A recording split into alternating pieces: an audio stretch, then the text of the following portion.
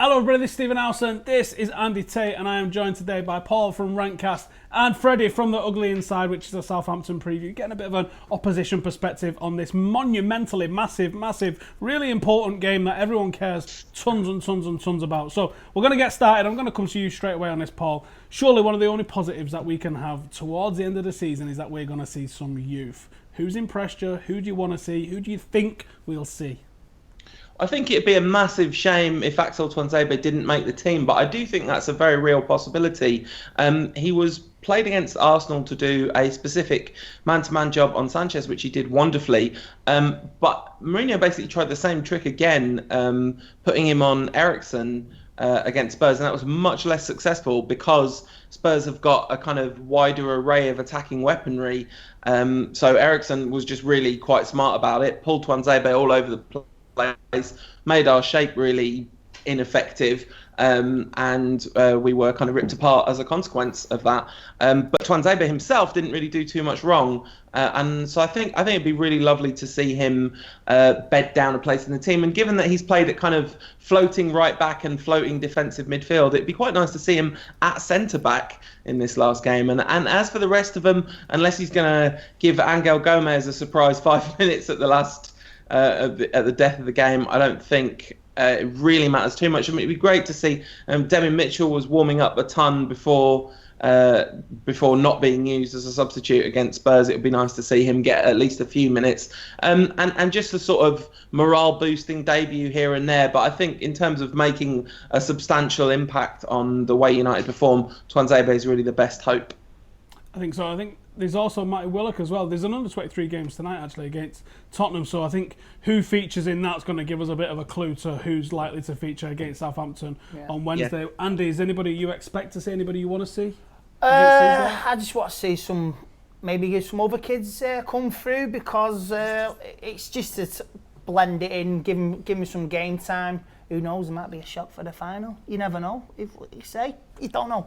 But I just want to see, like I say, it's carrying on the Matt Busby way, the Man United youth tradition, and it's just giving game time. Freddie, from an outsider Southampton perspective, do you think there's much chance of Mourinho doing that with the youth? What's your opinion of how he's dealt with some of the players like Tuanzebe at United? I think it's great, actually, bringing through the youngsters. But going into Wednesday, we don't expect much of a strong team. We said on our preview on our channel that, it's going to be a weakened United side. But, I mean, that's what Southampton are known for, bringing through the youngsters. And that's why perhaps Claude Puel was employed this season, because historically he brings through the youth. And that's been our Southampton way, bringing through the youngsters into the first team, developing them to top players. So it's great to see other clubs do it, because, if you say I don't think there's enough young English talent actually given a chance in the Premier League. Yeah, I don't think you're going to be many people arguing with that, especially with the advent of the oil-rich teams, etc. So do you think the likes of Jesse Lingard and players like that, Marcus Rashford, do you think that's a positive thing for the Premier League and obviously for United in general? Rashford has been a breath of fresh air. It's been brilliant to see him. He scored in every debut. Was it this season, last season? Whatever it was. Champions League to come as well, yeah. Well, he's still that good. But no, Rashford's been a brilliant player to watch. He's been terrorising defences, and hopefully he doesn't terrorise us on Wednesday. But, our defence have been kind of a bit shaky of late. We made wholesale changes at the weekend. And if Rashford were on the pitch on this Wednesday, I think Rashford could really cause us a bit of damage. But on to Lingard, I think, brilliant. He's been around the block to about half a dozen teams. Similarly with some of our players, like Jack Stevens, who's been given a chance this season. He's been around the block to 3 or 4 clubs, and it's great to actually see some of these players, not just Lingard, Stevens, but other players like that have actually, finally found their feet. Harry Kane, for example, he played for 10 or so clubs before he found his feet at Spurs. So brilliant to see these young players to get a chance, Yeah, it's not everybody that breaks through and is an instant hit as a teenager, is it? Some of these, even the likes of Beckham and Scholes was well into their 20s, early 20s, before they really started to make an impact, I think. Yeah, Beckham went to Preston, under David Moyes. Played with him as well, I think. I think Moyes actually was player manager a little bit at the time. Who'd have thunk it? 95, was it 93, 94, something like that, I think it was. We are approaching the end of the regular season finally. And there is now the sort of emphasis, I think, that Jose Mourinho might be trying to pull the wool over the board's eyes a little bit. Do you think I'm going to come to you on this one, Paul. Do you think he's trying to over-egg the frailties in the squad? Do you think he's trying to over-egg? He's like, oh, look how poor I am to the board, and being going, listen, I need right loads of cash in the summer. Do you think there's a bit of a Mourinho tactic at play there, or do you think we just generally are threadbare at the moment? Well, I think that, if it is a Mourinho tactic, it's a pretty dangerous one, because I think you could make a strong argument that he didn't make any effort to strengthen in January when he probably would have had funds available to him. I'm not sure this board need much convincing to spend a fortune on players. I think it might be their single favourite thing to do. So I think really it's about reputation management for Mourinho, that he will be extremely conscious of 2 seasons in a row of massive failure in the Premier League, just from his perspective. Obviously, United's season, if they win the Europa League, has to be seen in totality as, broadly speaking, a success. 2 trophies, that would mean qualification for the Champions League. But there really aren't too many arguments that justify the complete collapse of United's attempts at a top 4 place. Earlier in the season, you could put a lot of it down to poor finishing, and I think that sort of set United on the back foot generally, and Mourinho has really retrenched into the kind of position we all feared that he might. All the games against the top 6 have seen us play away from home, have seen us play super defensive in pretty unnecessary fashion, and I think at the moment the fact that the fact that we don't care about the league at all makes the threadbareness of the squad, as it were, seem worse than it is, because he's perfectly prepared to put out an 11 that won't be able to do the job at the moment. I don't think that's a kind of plea to the board. I think that's just about making sure that the 11 he gets on the pitch against Ajax are the right 11 that are ready to do the job, and let's just hope that the momentum sapping away at the end of the season doesn't cost us then. But no, I think this board is going to spend an absolute fortune in the summer, and they're going to have a massive smile on their face while they do it. We have to. Andy, are we looking at a lot of players at the end of their United career here? Do you think there's going to be a lot out as well as a lot in? Yeah, I'm going for, I'm going to say 4 to 5 are going out. I think Rooney, I seen him in the press conference last week. If he wants to stay next season, I think he's sorely mistaken. Chris Smalling, Phil Jones, maybe even Daley Blind. You're going to get 4 or 5. Smart with Daley Blind? Did you see him in the first 20 minutes against what you call it? Are you judging him on 20 minutes of a season? Against Vigo. Oh, he got shown up in the first 20 minutes on my side of the stadium anyway. But I say 4 or 5 major players are going to come in the summer. Maybe a new goalkeeper as well. New couple of strikers. We're going to lose Zlatan. I hope we don't, but yeah, there's going to be major surgery required if we're going to challenge for the league. That's all I wanted this season, to challenge for the league. We can't even do that, and it's embarrassing for what we've spent this season.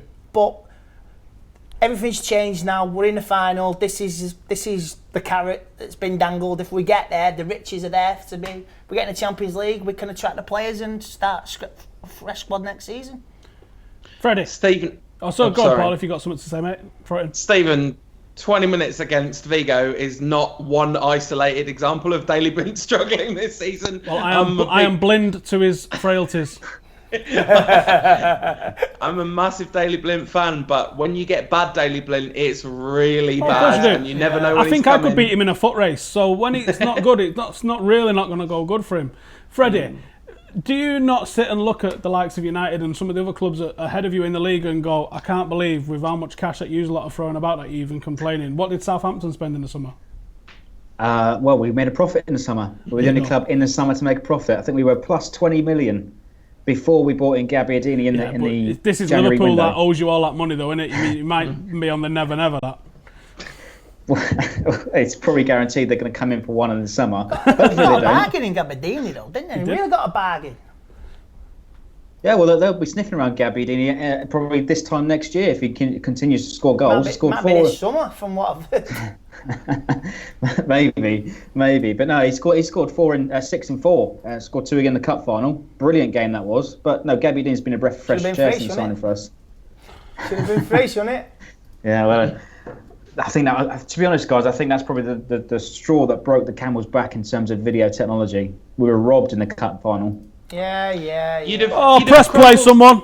You'd have crumbled like a souffle that rose too quickly if you'd scored that goal. United would have kicked into another gear. It would have been 5-1 United. I think if it went to extra time, we would have won that game easily. Yeah, definitely. So what do you think of United spending then? Do you think United need to be maybe looking at something a bit more holistic? Maybe going to that youth that we're so famed for, or maybe looking at some of the bargains that you yourselves have found in the lower divisions in and around the Premier League and that? Well, I mean, we've probably got the best recruitment staff in the world.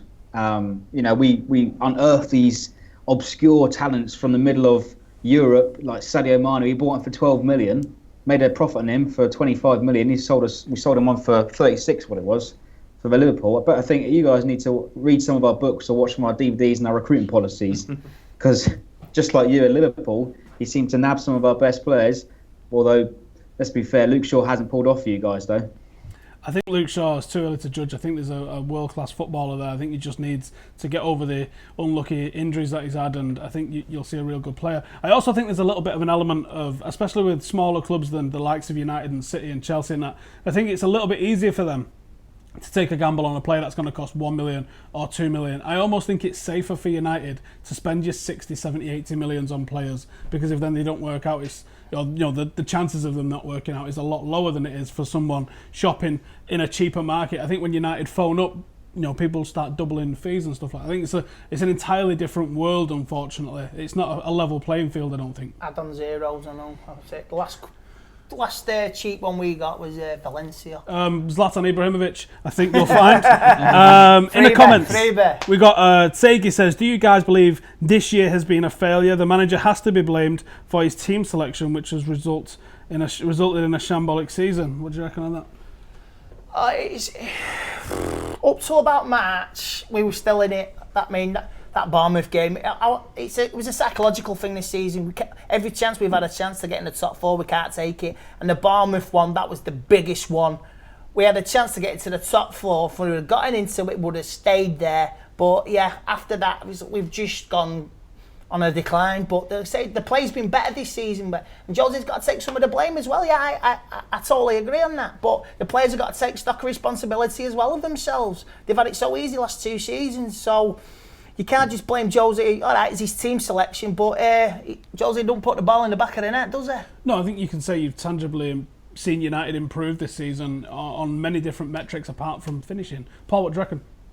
I think Mourinho's review at the end of the season. Let's say we win the Europa League. Best case scenario. Well, we have to see that game, don't we, to really be able to judge. I think that's the top and bottom of it. Yeah, we do, because the last month and a half it has all been about building to that game. So you have to kind of discount that part of, basically since that Bournemouth game, which I completely agree with Andy, that is the game on which the season swung. That and the Liverpool at home are the two most disappointed I've been with United this season. I think Mourinho's made a lot of mistakes. I think he overplayed Pogba and he overplayed Zlatan because he didn't trust the rest of the team, and Pogba suffered the injury consequences of that. I think Zlatan's injury was much more of a kind of unlucky impact injury, but I think some of his form suffered from being overplayed. Like, there were games where he did look, the lesser games where he wasn't like challenged to raise the bar and be the big Zlatan, that no one would notice if he kind of cruised through those games. There were a few where he did cruise through, not because he didn't want it enough, but because he was kind of sapped of energy by the season. Eric Bailly's been played every time he's been available, basically, apart from that little chunk when he got back from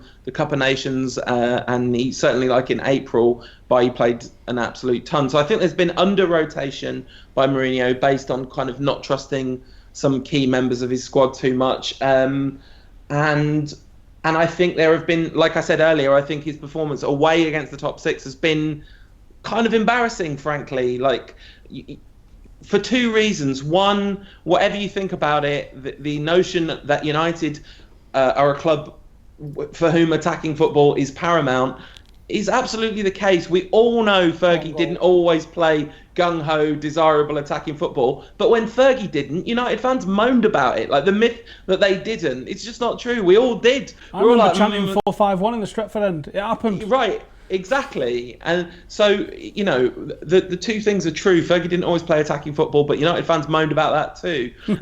Although, of course, we'd all have him back in a heartbeat, right? But it is true that United want that, but the real reason that it's kind of embarrassing is it's completely unnecessary. Apart from, I guess, maybe Spurs, none of the top six are all that. Like, this is the thing. There isn't a real... Like, Spurs at their best have been excellent this season. Chelsea at their best have been very effective this season, but I wouldn't say they're a vintage classic side, and Spurs have obviously got frailties. I agree, Spurs have been the best squad this season, but they've had no level heads, they've had no experience, and that's why they finished second. And Chelsea have just got the experienced heads, and they've just dug in and won the league. Yeah, but United didn't need to play with the back six in a lot of these games. Our best weapons are all attacking players.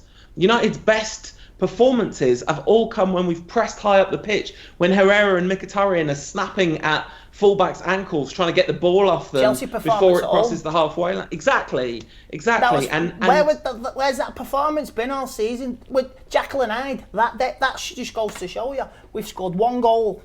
Right, forget that. But let's get into the starting 11s. I'm going to come at you, Freddie. What do you reckon Southampton are going to be throwing out on Wednesday night? Well, considering Claude made 7 changes at the weekend, I think he's probably going to revert to our strongest team. He actually played Martin Caceres, who came over from Juventus, Barcelona. We've been calling for his selection for the last 3 months, and he's finally given a debut last weekend. It's unbelievable. Wednesday, I think, is going to be wholesale changes again. Just to talk you through it briefly, it'd be Forster in goal. I reckon Cedric with Yoshida, Stevens, Bertrand making up the back four. In midfield, you know what? In my predicted 11, I've gone Classy and Romeu. Romeu's been outstanding for us this season. Picked up the Clean Sweeper Player of the Year, Players Player of the Year. In the attacking midfield, I'd go for Ward-Prowse, who's been fantastic for us this season.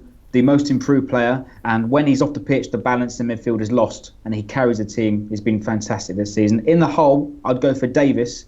Bit of a controversial choice, given the fact that we're kind of blessed in attacking midfielders. We've got Tadic and Boufal, who are often found starting, but Boufal and Tadic do not warrant a start for me this Wednesday, because Tadic has been very vocal, throwing his toys out the pram sort of thing, and Boufal came off at half time against Middlesbrough, so I don't think maybe he might be rested or he might be injured. Finishing off the midfield will be Nathan Redmond, brilliant for us this season, getting himself into great position, and I go with Gabbiadini to start on Wednesday. And it's great to see Charlie Austin back on the pitch as well. He made a return from his long layoff on Saturday.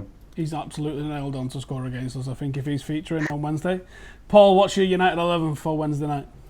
De Gea. Oh, hang on, sorry. Before you get into that, I'm going to give you the lineup, and I'm also going to say, if someone gets the lineup bang on under the circumstances that we're faced with in these last couple of games, you win the thing, and you get a mint arrow. So Adam McCullough is number 1 with 125 somehow. Dave's on 112. John Shin's on 93. Rachel's on 90. You, Paul, are on 87, and I'm on 70. But that's not bad considering I've done 1 preview, so I'm pretty happy with that. And then it's Mohamed Butt, then Andy Tate on 25, and you've been on every single preview. I don't know how you've only got 25.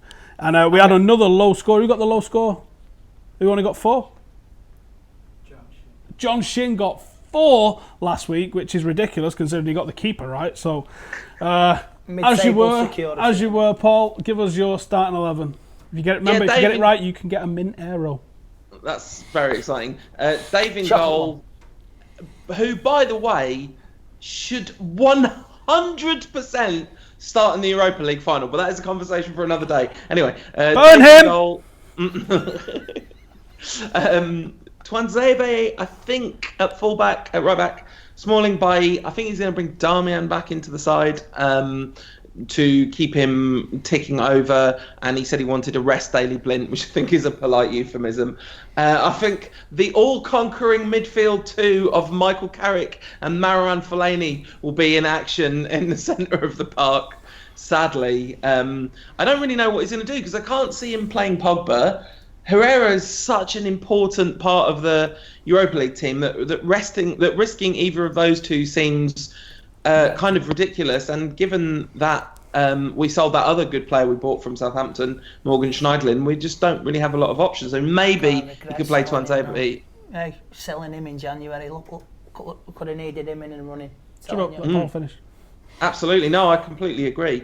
Then this is exciting. Lingard, Mata, and Rooney behind Martial, meaning we'll have the same situation we had against Spurs when there were only 2 players in the opposition half for most of the game. I'm not super pumped about this game, and I think that's going to be the lineup. Freddie, little Riger in there as he's like, yeah, we are getting the BTEC United turning up on Wednesday night. Andy, what's your team on Wednesday? I'm going to go with what he said because I just don't see any new players coming in. He'll just stick to the same squad and that'll be it. I'm going to say Willock and Mitchell are getting a start just for the banter. Right, Freddie, what are you going to tell us? What's the danger man that we need to be looking out for, do you think, on Wednesday? Well, first of all, you've seen him in the cup final, Gabbiadini. Brilliant movement, always alive in the penalty box, and offers something different to the likes of Shane Long and Jay Rodriguez. Speaking of those two, who were brilliant at the weekend, by the way. Shane Long taking his opportunity, setting up that goal for Jay Rodriguez to smash it home in the penalty yard. But actually, I've been really impressed by Jordi Clasie since he's come back in. When he's played 2 games in the last 3 months. And he was on the score sheet against West Brom, and he started that brilliant move for Shane Long to knock it back for Jay Rodriguez. And I've really been impressed by Clasie, but I don't think he'll make much of an impact against Man United. But I mean, obviously you've got to look at Oriol Romeu, who is breaking up the play, the beast in the middle of the park. El Jefe, I call him, the boss, the beast from Spain. But yeah, brilliant midfielder. And I'd like to see Caceres because I want to see more of him.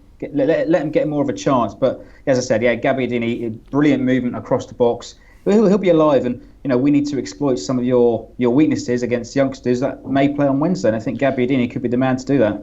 The youngsters aren't our weakness, by the way. Yeah, I think if you listen to Matt Le Tissier, there's some serious sour grapes over on the Southampton side of this country. So I would imagine that this is going to be revenge fully extracted. Oh, he's an idiot. What can you say? Paul, who do we need to be looking out for at Southampton? I've got a question for Freddie, if that's all right. What do you think Classy's sort of ceiling is in terms of the level he could play? Could he be playing for a team that's regularly in the Champions League, or even maybe one that challenges for it eventually? What he needs is more opportunities, because we've got too much midfielders in the squad right now. We've obviously got Romeu, who's the mainstay, and the other player really to sit alongside him is either going to be Clasie, and you've also got Pierre Hooiberg, who came from Bayern Munich in the summer, who hasn't really kicked on this season. He's a brilliant talent, great potential, and that's a word that's always bounded about Southampton: potential, ambition, that sort of thing. When in reality, we're probably going to develop him and then sell him on for another 20 million. But no, yeah, Clasie will be. He's a top player, and I'd like to see him take more opportunities. They absolutely loved him at Feyenoord, and I was watching back a video from when he left them last season. It was like a homecoming parade, but they were a leaving parade sort of thing, a closing ceremony for Jordi Clasie at Feyenoord last season. They absolutely love him, and Jordi Clasie needs more opportunities because he can be a game changer. As I was saying, he was brilliant against Middlesbrough and brilliant against West Brom, but Claude just doesn't see that. Koeman was his guy. Koeman played Clasie more or less every single week, and he needs a good consistent run of form, Clasie, to have an influence in a lot of games. Andy, are you done, Paul? Yeah, I'm done. Gabbiadini, I'm terrified. Like the movement in the. As well. He frightened us in the cup final, and it was I think it was his third game in, wasn't it? If that one, it was first. Yeah. Was it first? Something like second that. Or third. Yeah. Oh yes, it was. Because he already had a couple of goals. Didn't he? He had a couple of goals. Yeah. And anyway, as well. Let's talk about Matt Le Tissier, because Matt Le Tissier stuck Otamendi, I think. No, it was other clown that City have signed, Gundogan, right? Who's played about 11.5 minutes this season, right? He's got him down as a hit and Pogba down as a miss in his season things. And then he tried to defend it by saying Paul Pogba doesn't score goals. Well, Paul Pogba doesn't score goals. That's not what we signed him for, despite the fact that he's creating more than all of these other midfielders that you want to throw out. And Gundogan himself, Paul Pogba's scored and assisted more than Gundogan's even played. So, forget. Anyway, tweet Matt Le Tissier and say, fight Howson. Give us your score predictions, Freddie.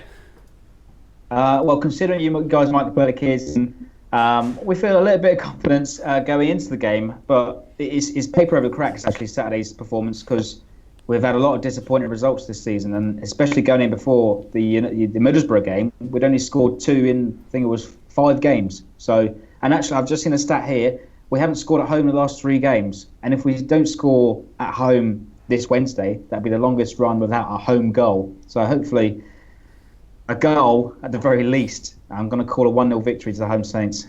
Oof. Paul?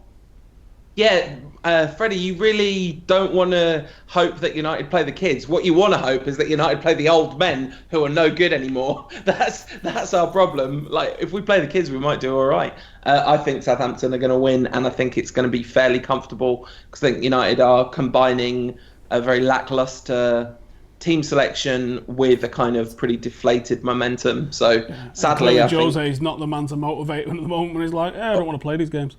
Yeah, exactly. The players have got to play for the pride, at least be professional. Fans go down there, people have paid money to travel. Yeah. At least put on a professional performance. Life out of movie, Andy. This isn't a dig at the players. It isn't a dig at Mourinho. Not at all. It's the reality of top-level professional sport. If you're not playing for something, you're going to lose a degree of performance, and Mourinho is going to be happy to kind of bolt together a squad that doesn't work as a collective whole, because there's one game that matters this season. I didn't watch the game Sunday. As soon as I seen the lineup, I went out. So 2-1 to Southampton. Andy, what's your score prediction? I'll go for 1-1. 1-0 Deflated. Yeah, welcome to the end of the season, man. Absolutely mental. I'm going 1-0. Anyway, thank you guys for watching. Thanks to Andy, thanks to Freddie, thanks to Paul. Go and subscribe to Paul on iTunes under Rantcast, and go and check out Freddie's channel if you want to see what Southampton fans are talking about. It's called The Ugly Inside. The link is in the description below. Thanks for joining us. Get any of your questions, comments, criticism and abuse in the comments below, and I'll see you later.